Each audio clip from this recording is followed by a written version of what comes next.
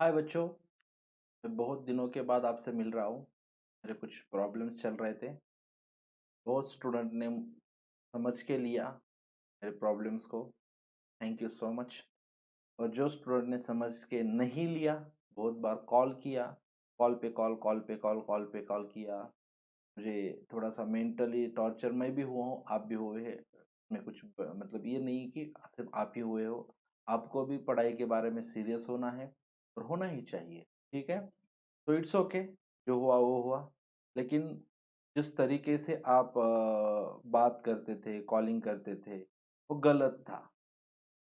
ठीक है, मानते हैं कि आपने हमें फीस दी है, लेकिन हमारे कुछ पर्सनल प्रॉब्लम हो सकते हैं, ये समझ के भी आपने लेना चाहिए। जिन्होंने समझ के लिया थैंक यू, और जिन्होंने समझ के नहीं लिया उनकी उन्हें भी थैंक यू, क्योंकि हमें कुछ तो सीखने को मिला। और टॉर्चर मत करो।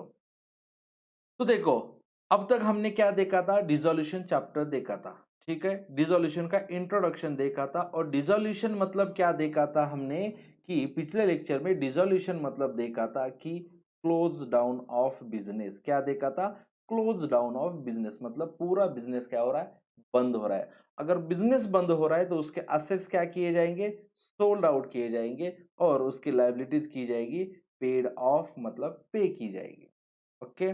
और इस चैप्टर अब तक क्या था? फाइनल अकाउंट था, एडमिशन था, रिटायरमेंट, डेथ। इसमें क्या था कि जब उस क्वेश्चन की बैलेंस शीट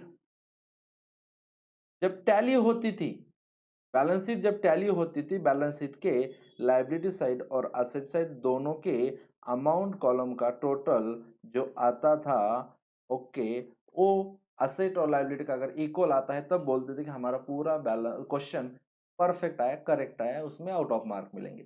लेकिन इस क्वेश्चन में, डिसोल्यूशन के क्वेश्चन में बनेगा बैंक अकाउंट, और अगर ये बैंक अकाउंट की डेबिट साइड और क्रेडिट साइड इक्वल आएगी तो कहा जाएगा this is our correct question. तो करेक्ट आंसर है, करेक्ट क्वेश्चन है, तो हमें समझ जाएंगे। तो इस क्वेश्चन में टारगेट क्या है कि बैंक अकाउंट और हो सकता है कैश अकाउंट, इसको टैली करना है। डेबिट साइड और क्रेडिट साइड का टोटल इक्वल लाना है। ओके, तो चलो, तो इसमें क्या है? सबसे पहले तो क्या बनेगा? सबसे पहले देखो, अब तक क्या बनता था ये तीनों में? इन तीनों में कौन सा? एडमिशन, रिटायरमेंट, डेथ, इसमें क्या बनता था? Capital, profit and sorry, revaluation account बनता था, पार्टनर्स कैपिटल और करंट अकाउंट, और फिर बैलेंस शीट बनती थी। तो यहां पे क्या होगा? रियलाइजेशन अकाउंट होगा,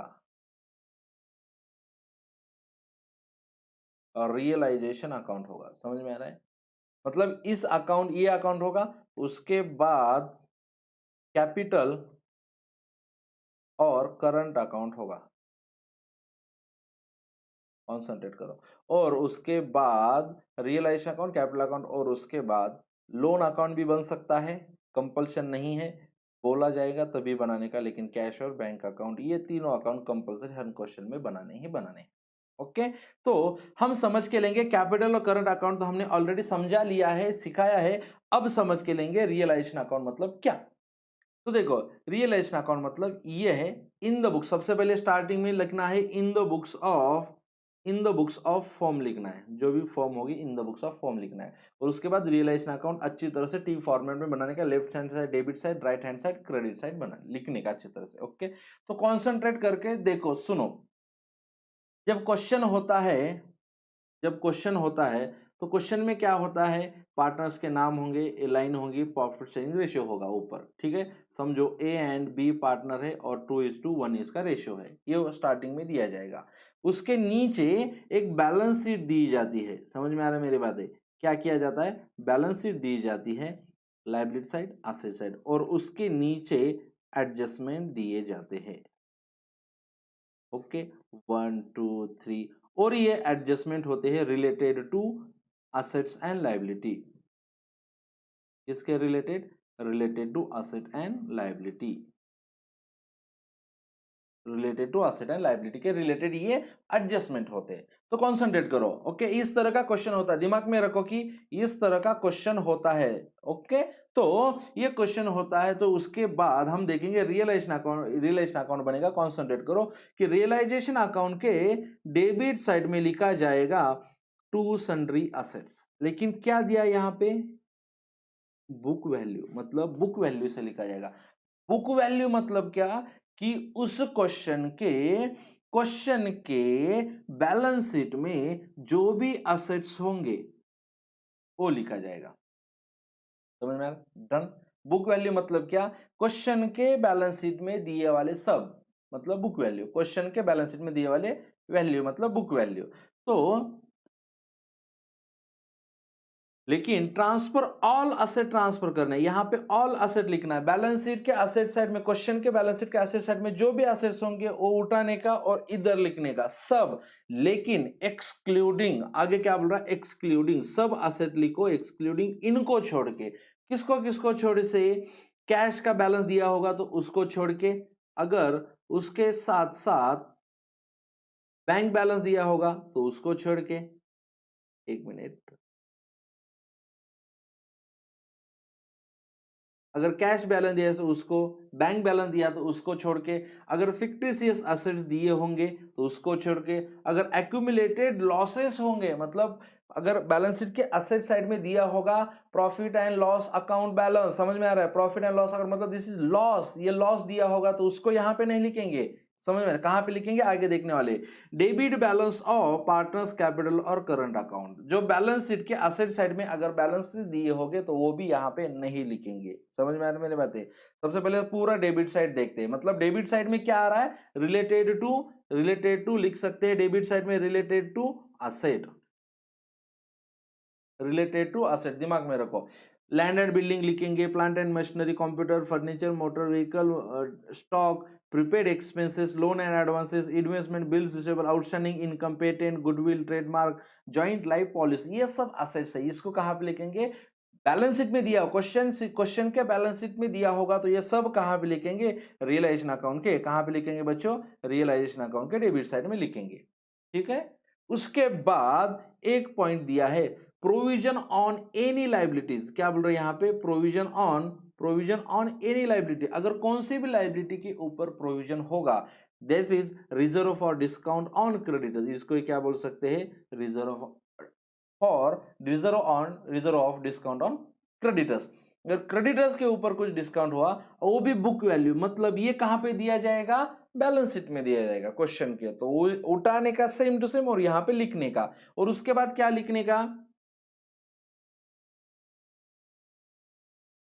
टू कैश और बैंक अकाउंट, टू कैश और बैंक अकाउंट, टू कैश और बैंक, वो किसके बारे में, liabilities paid, discharge of liability, मतलब जो जो लाइबिलिटी की पेड की है उसके बारे में यहां पे लिखने के, लेकिन एग्रीड वैल्यू मतलब ही क्या, कि एडजस्टमेंट में दिए वाले, एग्रीड वैल्यू मतलब जो एडजस्टमेंट में दी होती है, और बुक वैल्यू मतलब क्वेश्चन के बैलेंस शीट में दी होती है।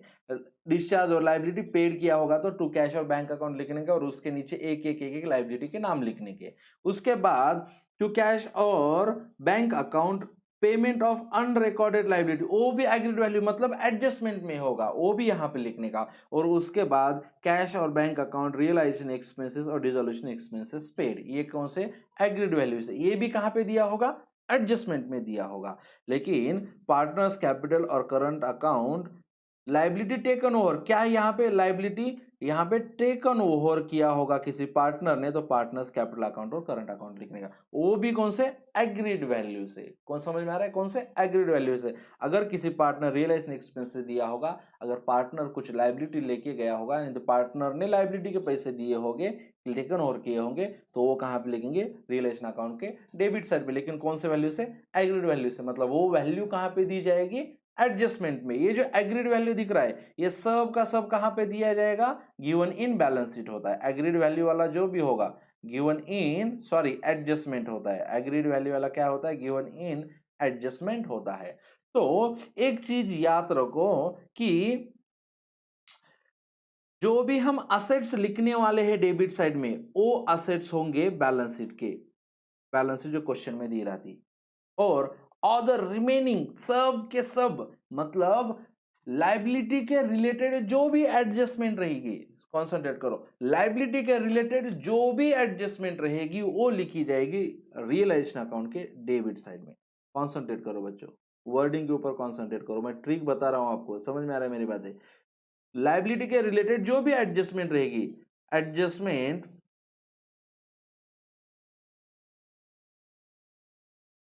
Related to liability, adjustment related to liability, liability के रिलेटेड जितने भी एडजस्टमेंट होंगे, लाइबिलिटी के रिलेटेड जितने भी एडजस्टमेंट होंगे वो लिखे जाएंगे रियलाइजेशन अकाउंट के डेबिट साइड में। तो नोटबुक या टेक्स्ट बुक में, नोटबुक नहीं तो टेक्स्ट बुक में, नोटबुक में लिखो, टॉप पे लिखते जाओ, लिखो असेट्स की बुक वैल्यू,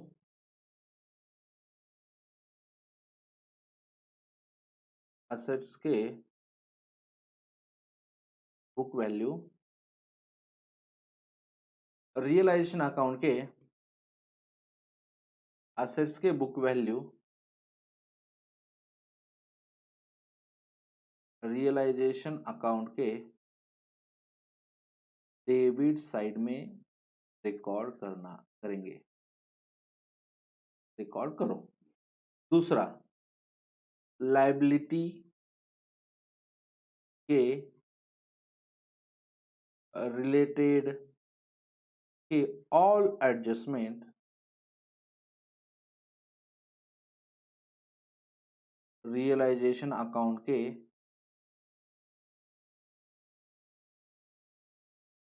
डेबिट साइड में रिकॉर्ड करो, डेबिट साइड में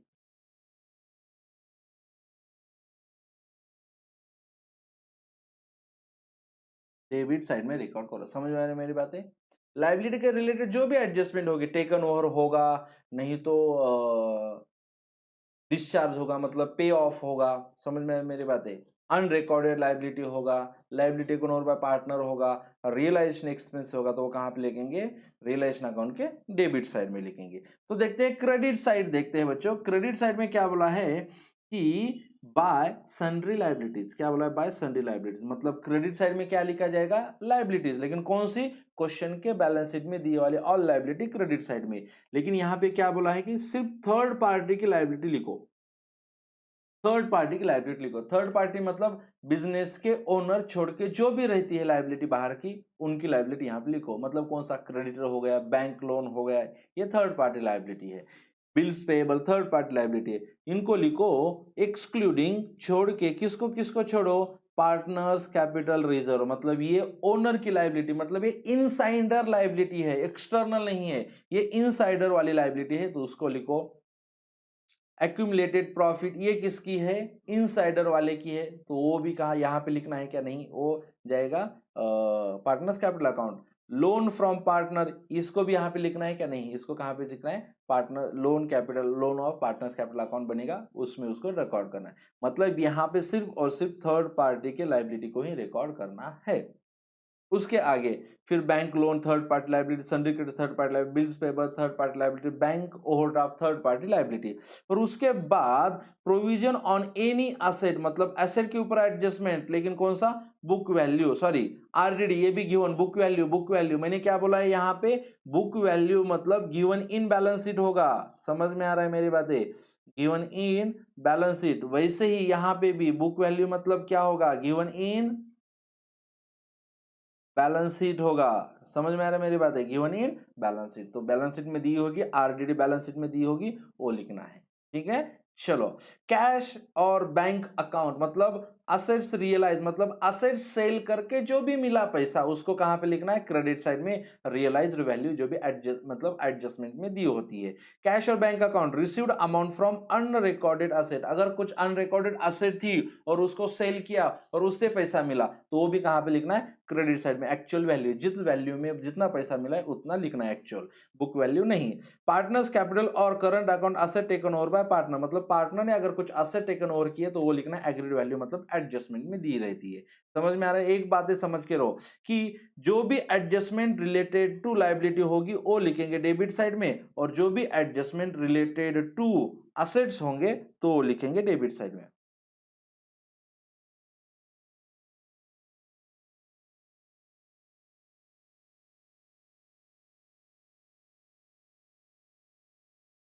adjustment related to asset side, sorry, जो भी रिलेटेड टू असेट होगा, जो भी रिलेटेड टू असेट एडजस्टमेंट होंगे वो कहां पे लिखे जाएंगे बच्चों, रियलाइजेशन अकाउंट के क्रेडिट साइड में। इस तरह से रियलाइजेशन अकाउंट बनता है। ओके, अगर रियलाइजेशन अकाउंट का डेबिट साइड ज्यादा होगी तो लॉस होता है, क्रेडिट साइड ज्यादा होगी तो प्रॉफिट होता है, और वो प्रॉफिट और loss partners capital account transfer किया जाता है। सिर्फ इस तरह का रियलाइजेशन अकाउंट होता है। इस तरह से इसको अच्छी तरह से समझ के लो। ओके, और दिमाग में रखो और इसका फॉर्मेट बनाओ। ठीक है, इसका फॉर्मेट बनाओ जल्दी, आपको टाइम देता हूँ। अपना वीडियो लेक्चर पॉज करो और इसको अच्छी तरह से लिख के लो।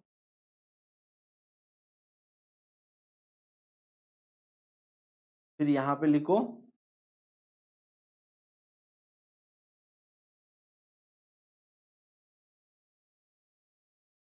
लायबिलिटी के बुक वैल्यू,